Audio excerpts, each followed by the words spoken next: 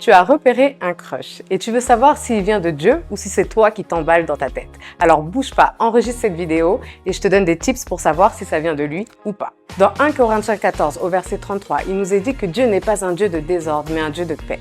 Donc si cette relation t'apporte du stress, des doutes ou de la dépendance malsaine, c'est déjà un signal. Tout ce que Dieu apporte, il l'apporte avec de la paix. C'est doux, ça glisse, même pendant les embrouilles. Pose-toi les bonnes questions. Est-ce que cette relation elle va t'éloigner de Dieu ou te rapprocher de Dieu? Tu sais, Dieu ne se contredit jamais. Donc si ton partenaire te pousse à faire des choses qui t'éloignent de la parole de Dieu, c'est pas un bon signe. Tu sais, c'est que c'est ton cœur qui parle ou l'ennemi. Ensuite, regarde les fruits issus de cette relation. Quand ça vient de Dieu, il y a des rires, de la joie, de la paix.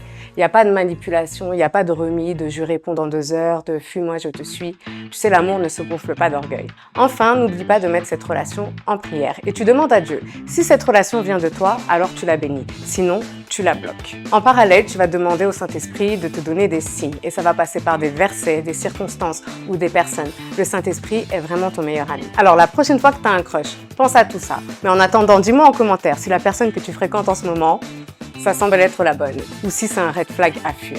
Sois béni!